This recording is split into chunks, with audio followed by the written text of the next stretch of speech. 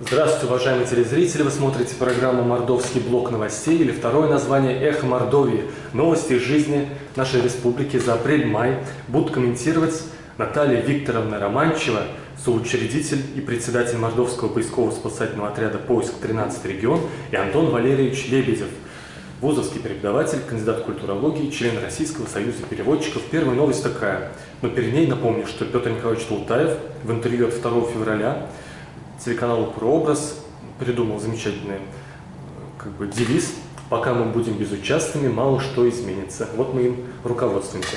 27 марта Владимир Дмитриевич Волков в ежегодном послании порадовал нас, что за последние 5 лет продолжительность жизни выросла на 3 года. Но, к сожалению, по показателю смертности у нас еще немного хуже, чем по среднероссийский уровень. А 9 апреля статистическое ведомство Мордовии сообщило, что старше 90 лет у нас 4,5 тысячи человек проживает в республике, 4 тысячи из них женщины, а старше 100 лет около 150 человек. Как вы относитесь вот к такой глобальной проблеме продолжительности жизни? Способны ли мы ее увеличивать, как общество Мордовии? Кто угодно. Пожалуйста, вопрос разрешимый, но тем не менее. Не знаю, у нас есть принцип ladies first. Дам вперед, поэтому... Давайте я начну. В общем, продолжительность жизни, по моему мнению, естественно, продлить можно. Даже, допустим, приведу пример без вести пропавших людей, наверное, тема многих на слуху. И эта тема стоит остро в нашем отряде, естественно, так как мы занимаемся пропавшими именно людьми. И в данный момент у нас огромное количество пропавших людей, начиная от где-то от 60 лет, которые теряют память, которые являются либо инвалидами, либо с какими-то заболеваниями, уходят в никуда, так скажем. И родственники иногда не могут ничего сделать. И такие люди где-то вторые, третьи сутки, бродяжничая где-то, они умирают, просто умирают, и потом либо находим мертвыми, либо вообще не находим.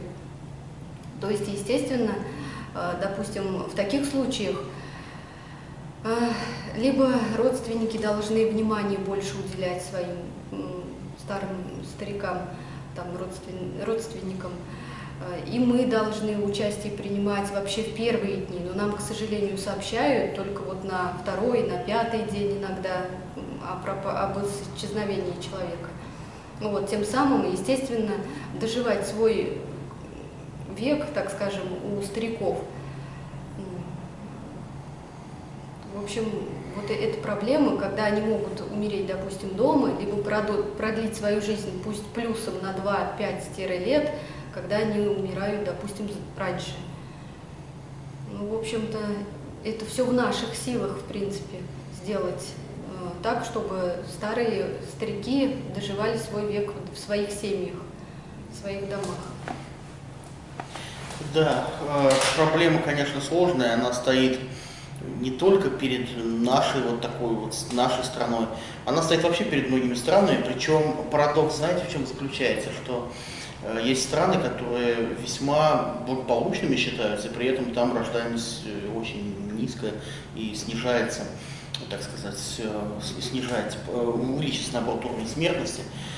Это вопрос очень многогранный, здесь и качество жизни людей, здесь и качество медицинского обслуживания, здесь и отношение к вопросам семьи, то есть где-то, например, принято семью создавать, если вообще принято создавать, лет в 30-35, в некоторых странах, и там, соответственно, рождаемость гораздо ниже, да, чем где могла бы быть. Поэтому что здесь можно сказать?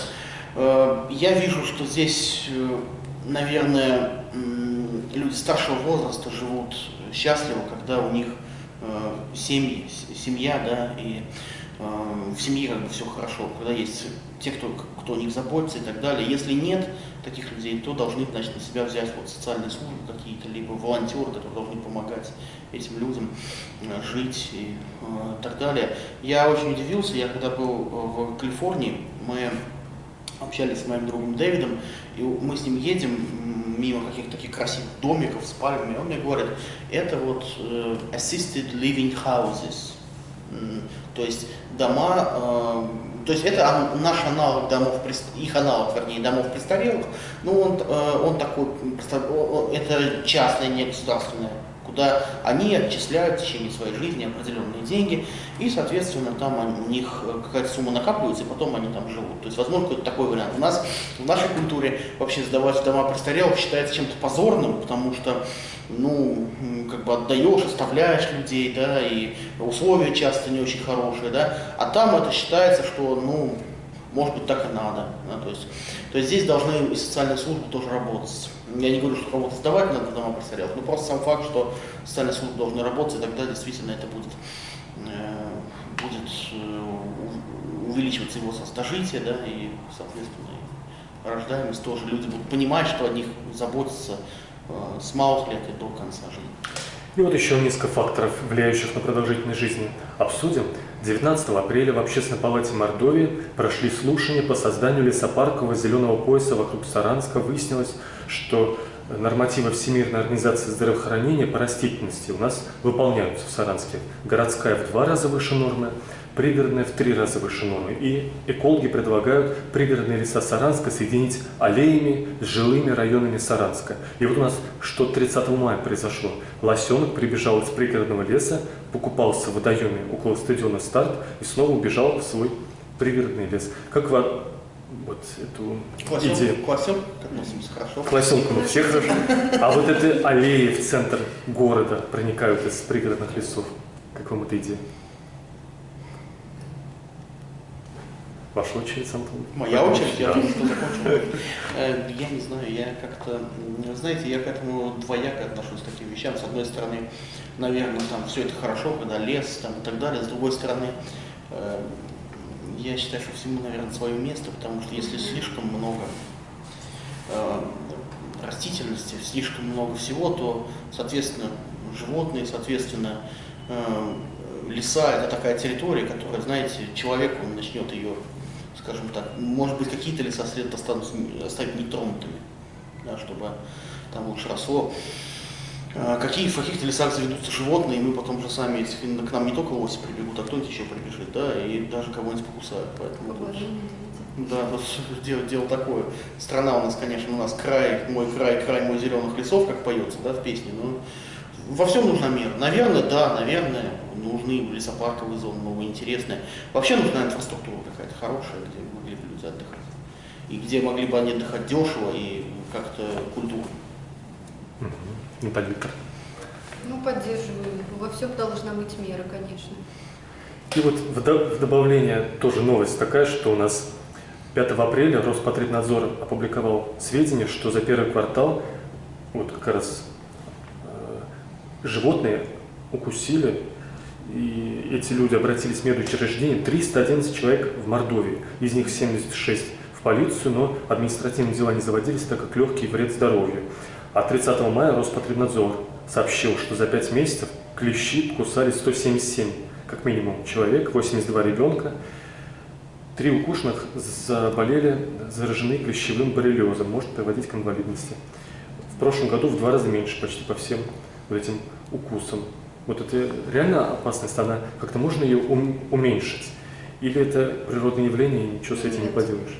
Это люди должны думать о своей же безопасности, о безопасности своих детей. Естественно, если они идут в лес, они должны понимать, что ноги, руки, они должны быть закрытыми. Средства какое-то обязательно должны брать, там спрей какой-то, сейчас куча средств продают. Поэтому в данном случае это уже не досмотр их о своем здоровье, мне кажется, вот так. Потому что от клещей, естественно, никуда не денешься. В любом случае, это природа, и они будут. Просто нужно себя обезопасить от них. Я так понимаю, что покусали не волосята, прибежавшие из леса, а я так понимаю, что покусали бродячие животные, да? Вот если мы говорим не о клещах. Да? В том числе 113 человек в Саранске, это значит собаки. Это собаки, то есть это собаки. Это а за пределами лисы и так далее. А 200 человек за пределами Саранска. Да, лисы. От лисы бешенства. Несколько случаев в год бывает. Ну вот смотрите, я беру американский опыт, может, это там, страны, конечно, все разные, да? Интересно. Есть такое понятие, как национальный парк в США. Что это такое? Это значит, это территория, вот ты в нее заходишь, и тебя там могут покусать, не покусать, на свой страх и риск. И ты доволен. То есть ты идешь по определенной тропе, ты с нее, и за тобой наблюдает какой-то рейнджер, или ты сам наблюдаешь. Если ты сходишь с нее, то это может быть чревато, да, какими-то последствиями. Вне национальных парков животных аккуратненько отстреливают снотворным и потом отвозят в дикую природу. Потому что, например, в Калифорнии совершенно реально, если у вас на заднем дворе к вам придет пума, с гор спустится и будет лежать. Не очень приятная встреча, да, то есть, или волк какой-то, или койот. Ну, койот это пугливые животные, там, но есть какие-то вот такие вот животные, например, пума, с которыми встретиться никому бы не хотел, да. Здесь то же самое, то есть вне каких-то национальных парков их популяцию надо жестко контролировать. У нас с этим большие проблемы, у нас по городу бродит огромное количество бродячих животных. У нас в Саранске еще не так, а в некоторых, вот в Ульяновск, Самара, я где бываю, там вообще просто страшное дело. То есть это нужно контролировать и просто-напросто что-то с этим делать, потому что это представляет опасность для детей, там, для взрослых, для кого угодно. Вот еще что у нас представляет опасность. В первой половине апреля в детских садах проводили опрос, выяснилось, что больше 80% родителей, они довольны организацией питания и санитарным состоянием, и качеством, вкусом еды, но вот, видимо, они не совсем отслеживают ситуацию, кто-то из них. В конце апреля замруководителя управления Роспотребнадзора сообщила, что в 3 детских садах кормили некачественным сыром, маслом, сметаной и творогом. Кроме того, такие вот экстренные случаи. 29 апреля жительница Саранска купила пирог с яблоками, там дома обнаружила под пакетиком красивого большого рыжего таракана. И вот грустная новость. 30 апреля в поселке Комсомольском были поминки, и 26 человек отравились кишечной палочкой сальмонелла. Конечно, вот за 2 месяца, можно сказать, мало случаев, и смертельных случаев нет, но в целом, как вы оцениваете, какие у вас пожелания по поводу качества питания в нашей республике? Я не буду отвечать на ваш вопрос. Почему-то я уверена, что не 80% все довольны детскими садами. Это просто завышенный процент. Мне кажется, это большее количество недовольных. Ну, естественно, это халатность. И к детям халатность. И, мне кажется, как тем, кто продает, допустим, продукцию, там, пирожки или еще что-то. Это халатность. Это люди не думают о других людей, о том, что они могут вред нанести. Как говорится, пока сам не оказался в такой ситуации, этому внимания не уделяешь. Вот. Ну, это может быть еще, знаете, это может быть еще вот с такой старая такая советская привычка, когда мы вспоминаем столовые, там все накладывают, чем руками, не руками, там черпают все одним половником, мытые, не мытые, там тарелки и так далее. Вот. Я не знаю, что сейчас будет, сейчас идет тенденция об отказе от пластиковой посуды, потому что она много загрязняет и так далее. Если от нее будет отказ, то я не знаю, чего еще мне как-то еще повысить это дело, потому что люди будут есть из тарелок, опять же, из каких-то опять из фарфоровых, да, и, соответственно, это все будет мыться, не мыться, плохо, неплохо там и так далее. То есть это одна опасность. То есть, когда пластиковая посуда – это опасность для природы, потому что она разлагается плохо, да, вот это вот все дело. А когда нет пластиковой посуды, тоже плохо. Ну, что здесь можно сказать? Наверное, нужно какие-то ужесточать эти вещи. Но что можно говорить, если у нас вот Роспотребнадзор тот же самый говорит, что в России что-то там больше половины сыров вообще контрафактные. Вот такая, я такую новость тоже слышал, да? Что у нас огромное количество. Это общая проблема, она не только в детских садах, это общая проблема качества нашей продукции. Зайдите в наши супермаркеты, что вы там увидите, что вы там унюхаете. Тоже интересный вопрос, да?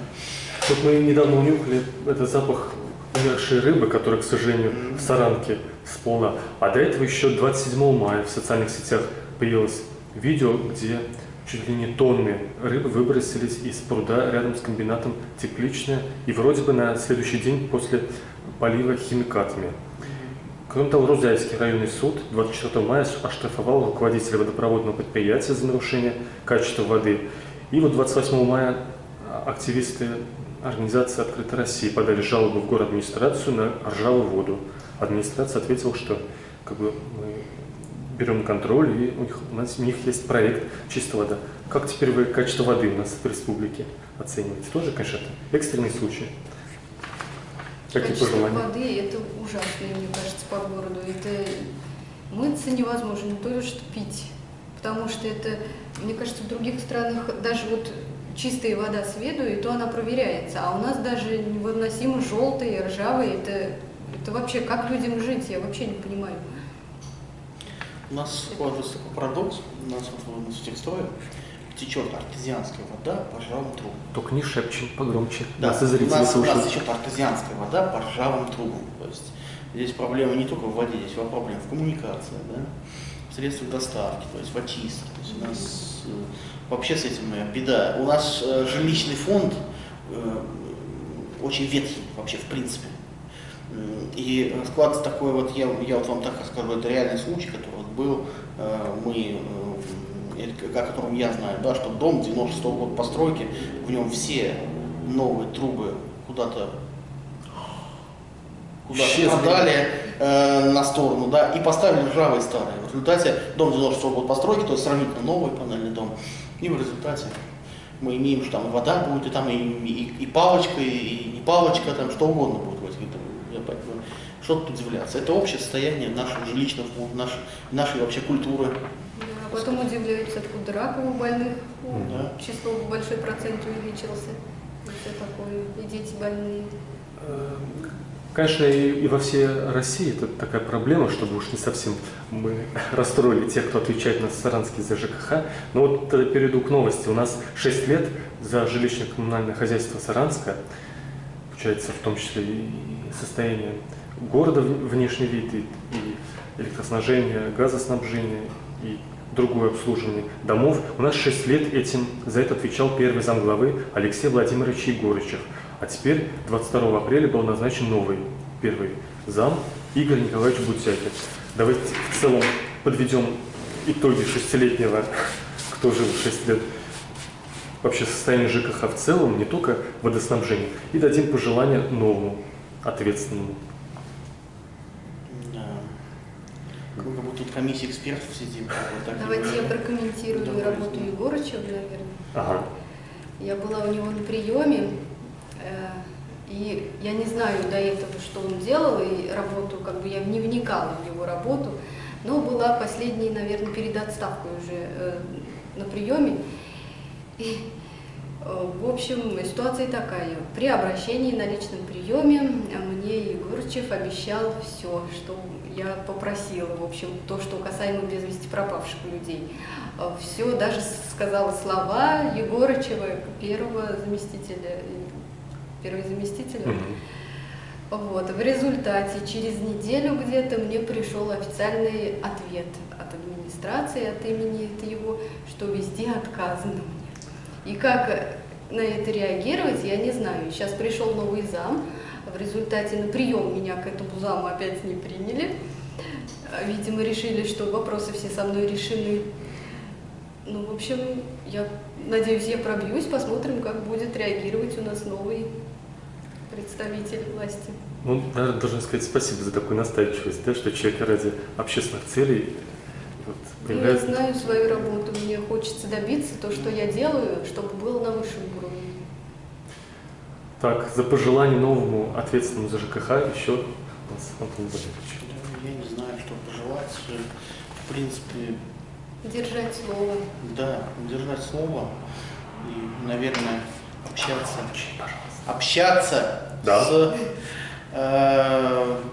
большую обратную связь, что ли, с гражданами, более быть открытым для общения.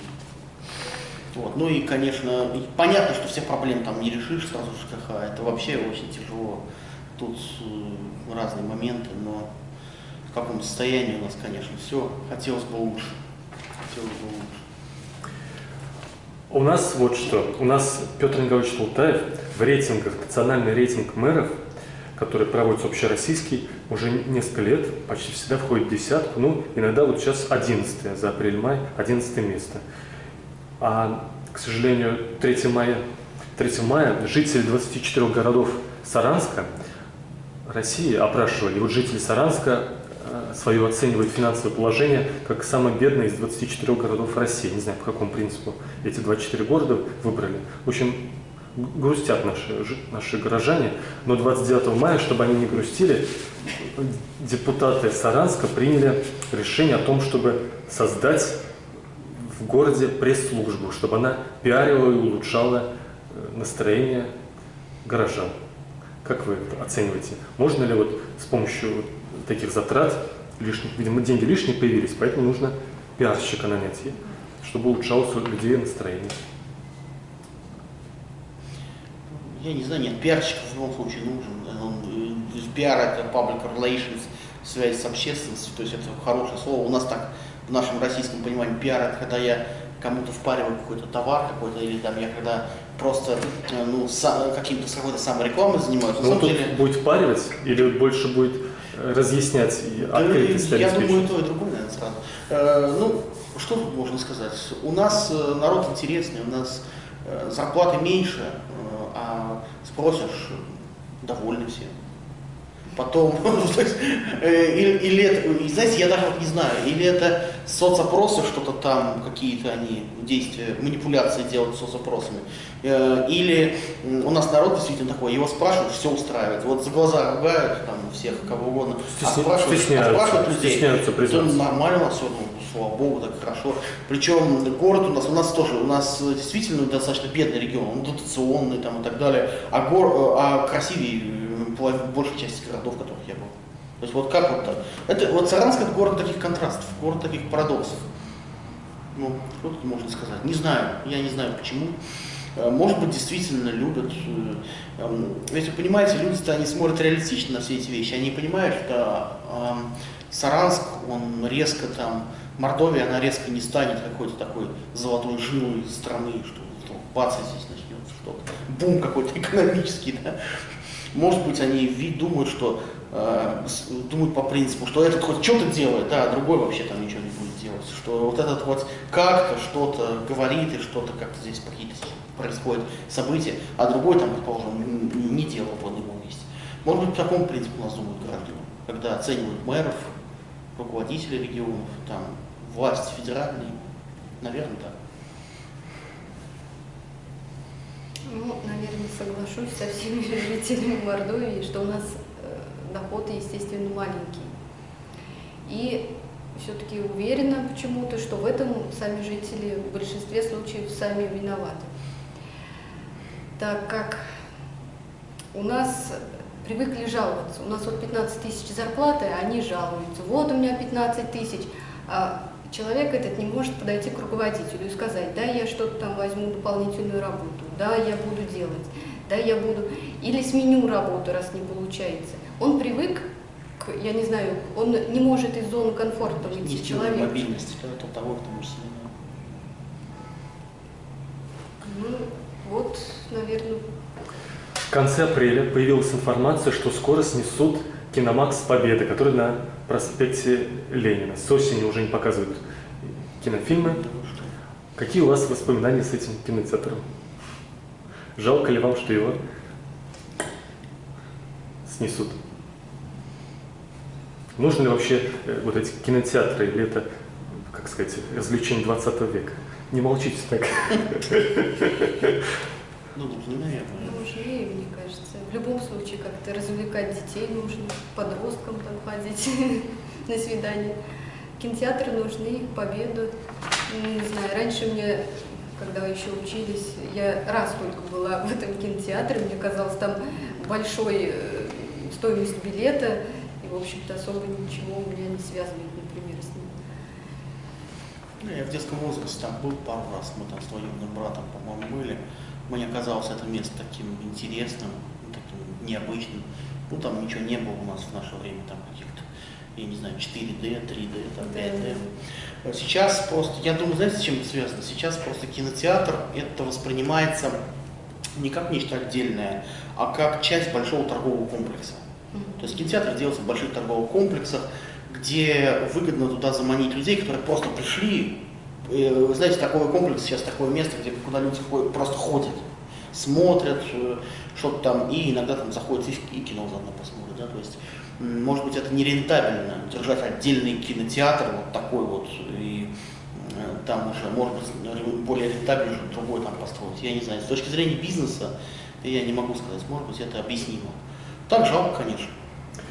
1 апреля и 29 мая Петр Николаевич Толтаев подтвердил свое намерение, что будут продолжаться, как сказать, активно сноситься старые металлические гаражи и сараи, на которых нет правоустанавливающих документов. То есть проблема такая: во-первых, они все с облезшей краской, уродливые, захламляют дворы, но люди-то ими пользовались, у них там имущество там десятилетий, может быть, хранилось. Они, конечно, они это не легализовали, но они это воспринимали как часть своей собственности. Как справедливо решить эту проблему? Сносить или не сносить, или как компенсировать? Как вы считаете? Ну, собственность, это собственность в любом случае населения. Правильно, гараж, пусть он и стоит, допустим, не в установленном месте. Ну вот, говорят, на те, на кого документов нет, те гаражи сносят. То есть вот такая спорная ситуация.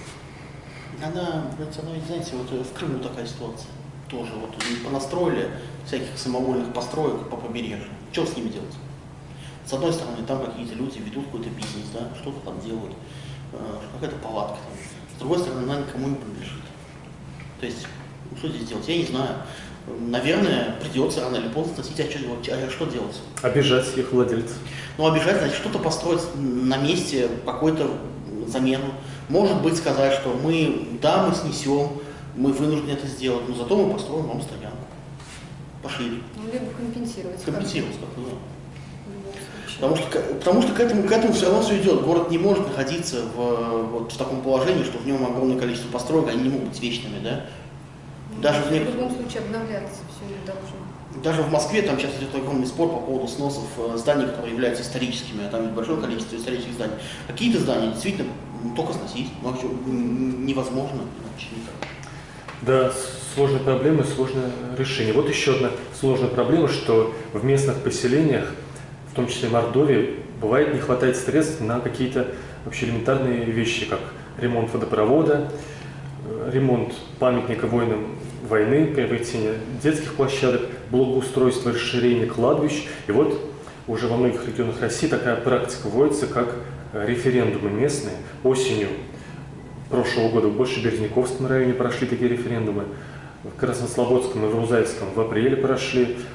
И во всех, кроме одного поселения, большинство приходит явка больше 50 за. Но в одном населенном пункте, где 350 рублей потребовали, предложили с человека, там жители проголосовали против, а в основном 100-200 рублей.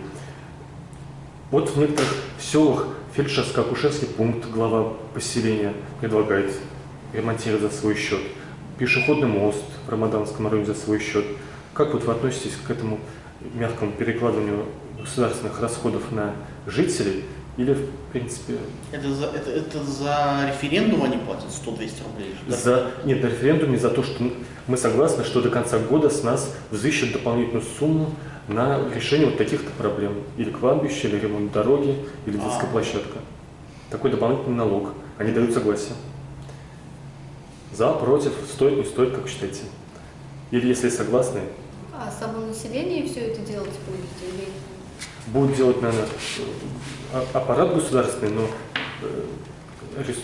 сырье там приобретать, или запчасти, или материалы за счет денег, на которые жильцы раскошелились. Тоже двояко как-то. Двояко. Я опять американский опыт вам приведу. Вот. Что у нас? Вот мы едем по шоссе. Едем. Обычное шоссе, оно ничем не отличается. И на нем написано, и это шоссе, и там употребляется слово adopt, то есть усыновлено. Вот, буквально это усыновление. Adopt, то есть, или взято на попечение, да? Частной собственности? Таким, нет, оно не в частной собственности.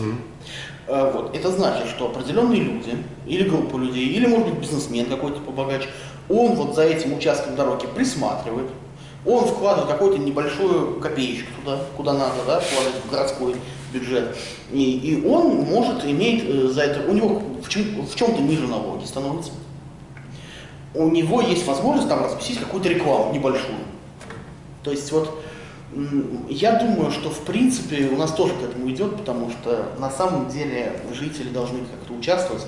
И в том числе, если и финансово, так, небольшие какие-то средства, я считаю, это нормально. Это, может быть, это и получится. Другое дело, насколько это качественно будет делаться. В Москве вот есть активный гражданин. Вы знаете, такая система активный гражданин, где в интернете они решают вопросы. Убирать листья, не убирать, там целая война идет в Москве. Убирать листья по осени, не убирать. Одни говорят, да, убирать, другие говорят, да нет, все красиво, не надо убирать. Но кто-то сомневается в возможности фальсифицировать. Ну, потому что хакеры сейчас молодцы. Я не верю, я такой человек, я не верю в фальсификацию подавляющего большинства голосов. Все равно я думаю, это что да. мнение, оно будет ясно по выступлениям жителей, пусть участвуют. Ну, контролируют все сами. Ну и контролируют это, да, участвуют. И пусть тоже контролируют, если не платят дополнительный налог, а просто потому что они граждане своих сельских поселений и так далее. Хотя это трата своего времени. Вот такая еще тоже спорная тема. Ну, для меня не спорная, но в обществе спорная. 9 апреля пресс-конференция военного комиссара Мордовии Игоря Валерьевича Тихомирова. Он, конечно, сообщил, что дедовщины и неуставных отношений с его точки зрения нету. И статистика. На альтернативную службу из жителей Мордовии 1 призывник в этом году. Всего более 1000 людей призвали. Показатель годности больше 80%. 53 призывника на контракт. Всего 600 уклонистов, тех, кого не удалось оповестить. Как вы относитесь к призывной армии? Не пора ли ее, как во многих развитых странах, скорее отменить и перейти на контрактную, оплачиваемую профессиональную армию? И навязал сразу ответ я. Вы можете не соглашаться. Кто-то не соглашается. Как вы относитесь? Плюсы, минусы, может. По контрактной службе в любом случае человек, мое мнение, что этот человек, он будет служить, но некачественно. За ним не сможет руководящий состав усмотреть так, чтобы он отучился на полную силу. А в такой в армии, в обычной, мне кажется, их наоборот больше чему научат и больше создадут дух патриотизма. Единственное, что дедовщина, она есть в России. Если об этом не пишут, допустим, и это не доказано, это не означает, что ее нет. Вот с этим нужно бороться. Да, и публикуются цифры, что более 2000 даже самоубийством кончают в армии. Да. Вот, там комитет солдатских матерей, те, кто контролирует. Антон Валерьевич. Ну, вообще, да, все, кто вот у меня знакомые бывают в армии за последние годы, все свидетельствуют, что действительно что-то есть, какие-то неуставные отношения, но их стало меньше по сравнению с предыдущими годами. И вообще, ну, стало больше порядка. Я не говорю, что там стало все отлично, но стало больше порядка. Ну, и армия там переоснащена, как они говорят, и так далее, и возможностей каких-то больше. Другое дело, что вот по поводу перехода к контрактной армии, в принципе, я за то, чтобы это было. Другое дело, что этот процесс не быстрый, потому что армию надо комплектовать, это и военные заведения. У нас сейчас, понимаете, у нас страна с самыми длинными протяженными границами в мире. Их надо защищать. Можно ли набрать достаточное количество контрактников для защиты такой большой территории, такой большой протяженной границы? Да? В принципе, можно ли это сделать, если армия, как мы говорим, контрактная, вот завтра мы ее делаем контрактной, это тоже вопрос. Это не просто так, что мы вот щелкнули пальцем и сделали армию контрактной резко. К этому надо прийти. Но я думаю, что к этому придет. Почему? Потому что сейчас нет нужды в огромных миллионных, 100-миллионных, 10-миллионных армиях. Сейчас есть нужда в мобильных подразделениях, которые решают там небольшие задачи. В крупных, огромных армиях сейчас такой, в связи с развитием технологий, такой, может быть, нету нужды. Поэтому к этому мы придем через какое-то время, я думаю. Вот вопрос задам, на который большинство отвечают, что они в этом не разбираются, им нечего добавить, но все равно мы, как граждане, должны, наверное, проговаривать такие темы на всякий случай, вдруг кому есть что пожелать. 7 мая Центральный банк России опубликовал пресс-релиз, что Мордовпромстройбанк присоединяется к Активбанку. Ну, столица считает, что оба банка контролируются семьей Меркушкиных, но это не имеет, в принципе, отношения к этому. В принципе, вы как оцениваете состояние банковской системы в Мордовии? Там кредиты, депозиты, может быть, оплата ЖКХ через банки или ипотечные кредиты, может, какие-то у вас пожелания есть или нет каких-то услуг, которые есть в других регионах или странах? Простые пожелания. Процентные ставки по вкладам выше, процентные ставки. Ниже. Ниже. Какие могут быть пожелания у меня, у обычного человека? По поводу слияния банков я не знаю, сейчас их чистят, насколько я знаю, их огромное количество закрывают, там лишают лицензий. Вот чтобы не лишили, Мордовпромстрой присоединился к более сильному банку. Ну что, у нас это общее состояние экономики, понимаете. В плане обслуживания я вижу, что улучшаются какие-то вещи. Вот в Сбербанке стало наконец-то, можно посидеть, подождать, очередь стала более цивилизованной. С другой стороны, все эти вот эти ставки, они вкладывают, еще раз говорю, хотелось бы повыше, а эти, наоборот, пониже кредитам. И это общее состояние экономики, это невозможно, опять же, решить вот так вот простым. Это общее состояние экономики там, и так далее. Кредиты лучше не брать. Да, это вообще не нравится, это согласен. Посредством жить лучше. Да, но с другой стороны, жилье, допустим, это невозможно купить без ипотечного кредита. При этом с нашими зарплатами очень тяжело выплачивать его. А я, кстати, не сравнивал, Владимир Дмитриевич вот в одном из последних выступлений сказал, что у нас чуть ли ипотечный кредит самый низкий в России. Даже он самый низкий. Самый В низкий. любом случае, тяжело его платить с нашими зарплатами. Тоже сейчас задам такой вопрос, который сам я о нем узнал только когда составлял. Большинство не вошли, ответили на вопрос, прошу. Да, вы прям опережаете традиции. Вот такого я даже на 1,5 страницы себе написал, но не буду зачитывать, просто сам для себя. Наша Мордовия контактирует с разными странами: Иран, Китай, Венгрия, Белоруссия, Персидский залив, и привлекаем инвестиции, и культурный обмен, и так далее. А у вас какие есть пожелания? Ну, в целом, как оцениваете эффективность международной политики Мордовии, если это вообще можно человеку ответить на такой вопрос? И какие у вас пожелания, с какими странами можно было усилить взаимодействие, как вы считаете? С Арабскими Эмиратами. Безвизовый режим отдельный для всех россиян, ну, да, для жителей Мордовии. У нас, вы знаете, еще в Конституции Мордовии написано, что Мордовия является, в общем, республикой, в скобках, государством в составе Российской Федерации. Поэтому я все время так шучу, знакомые приехали, говорю, вы приехали в другое государство, из других регионов, кто приезжает, да. Ну, федерация, да. Вы знаете, это опять же вопрос культурных связей, ведь он от чего происходит? Он происходит от того, что здесь есть какие-то производства, какие-то культурные объекты, какие-то личности, которые интересны, да? И, соответственно, начинают развиваться культурные связи. То есть это зависит от нас, это зависит от нашего производства, от нашей культуры, от нашей промышленности и всего остального. Если у нас это будет интересно, будет связь. Если у нас это не будет, а все будут уже другие регионы, да, все более-менее перспективные, как у нас, к сожалению, так получается, да, то, соответственно, у нас и не будет связи, или будут они только ограничены. Мне добавить нечего. И мне тоже ничего. Антон Валерьевич ответил за всех нас троих. Я не хотел, простите. И последняя новость, с которой мы традиционно берем пример с других стран, чтобы улучшить жизнь в нашем регионе. 20 мая инаугурационную речь произнес президент Украины Владимир Александрович Зеленский. Он обратился ко всем украинцам на планете, сказал: нас 65 миллионов, вы нам очень нужны, привезите, пожалуйста, нам ваши знания, опыт и ментальные ценности. А 27 марта, за 2 месяца до этого, Владимир Дмитриевич Волков тоже ежегодным посланием, тоже большой абзац посвятил проблеме миграционной убыли, поставил задачи, как людей уговаривать оставаться здесь, предоставлять им такие условия и работу, и социальные условия, чтобы им здесь было хорошо и не хотелось уезжать. И даже он, конечно, хочет, чтобы люди приезжали из других регионов. Вот эту нерешаемую, может быть, нереальную задачу по возвращению в Мордовию тех, кто здесь родились, или те, кто там мокши, или как-то связан с семьями, или те, кто увлечен нашими какими-то культурными особенностями. Как вы считаете, как можно было решить эту задачу? Или не стоит даже людей сюда уговаривать возвращаться, пусть живут там, где им хорошо. Вот. Я сегодня плохо формулирую вопрос. Нет, все. Минута молчания, спасибо за ответ. Наталья, может быть, вы начнете.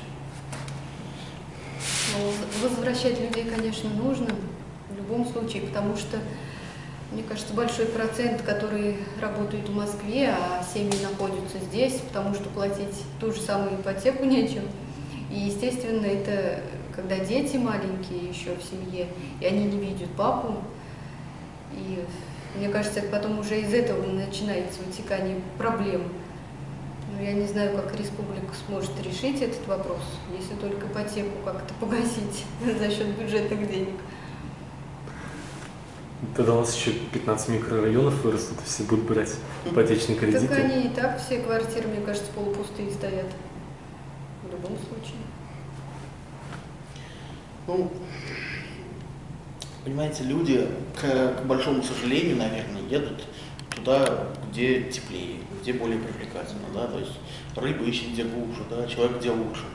То есть они поедут сюда тогда, и больше людей поедет сюда тогда, когда действительно они... Потому что политики, они могут говорить что угодно, они могут говорить, на 65 миллионов, 155 миллионов, мы все там мордва, или мы все русские, или мы все украинцы, давайте все к нам. Это все здорово. Первое, бюрократические препоны. У нас очень много бюрократических препонов с получением гражданства. Бюрократические препоны, я думаю, что кому я рассказываю, да, что у нас очень много всяких волокит. И это все отпугивает людей. Да. Второе, условия нужно создавать рабочие места, больше производств.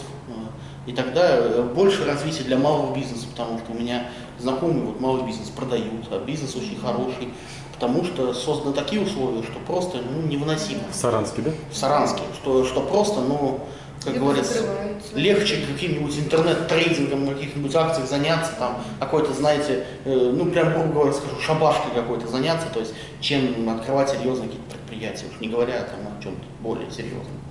Поэтому надо создать условия. Тогда люди сами поедут, и не надо будет никаких речей там красивых там, и так далее. Спасибо большое, уважаемые телезрители. Новости жизни Мордовии за апрель-май 2019 года комментировали Наталья Викторовна Романчева и Антон Валерьевич Лебедев. Спасибо вам большое.